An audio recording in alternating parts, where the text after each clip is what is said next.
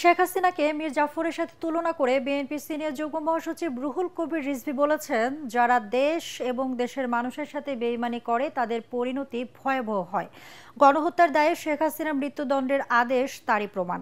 শহরের শহীদ খোকন পার্কে বিএনপির ভারপ্রাপ্ত চেয়ারম্যান ও আমরা বিএনপি পরিবারের প্রধান পৃষ্ঠপোষক তারেক রহমানের জন্মদিন উপলক্ষে দিনব্যাপী সেবামূলক ও মানবিক কর্মসূচির উদ্বোধন অনুষ্ঠানে তিনি এসব কথা বলেন। রিজভী বলেন, শেখ হাসিনা স্বার্থপরের মতো নিজের ও পরিবারের কথা ভেবে দেশের জনগণ এবং দলীয় নেতাকর্মীদের ফেলে রেখে বোনকে নিয়ে পালিয়ে গেছেন। কর্মসূচিতে ফ্রি মেডিকেল ক্যাম্প, চক্ষু চিকিৎসার, স্বেচ্ছায় রক্তদান, হুইল চেয়ার বিতরণ, শিক্ষার্থীদের মাঝে বই বিতরণ, কৃষকদের মাঝে সার ও বীজ বিতরণ, শ্রমিকদের মাঝে পোশাক এবং হাত মোজা বিতরণ করা হয়। অনুষ্ঠানে সভাপতিত্ব করেন আমরা বিএনপি পরিবারের আহ্বায়ক আতিকুর রহমান রুমন। নিজের ক্ষমতা আজীবনের জন্য টিকে থাকবেন, তারা নিজের চোখেই নিজের পতন দেখলেন।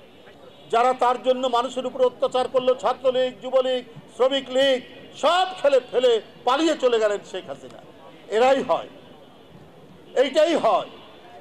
যারা অপরাধী, যারা লুট করে, যারা মানুষ হত্যা করে, যারা শিশুর রক্ত পান করে, কিশোরের রক্ত পান করে, তারা যখন পতন দেখে তখন নিজেদের লোককে ফেলে রেখে শুধুমাত্র নিজের আত্মীয় স্বজন এদের নিয়ে পালিয়ে যায়।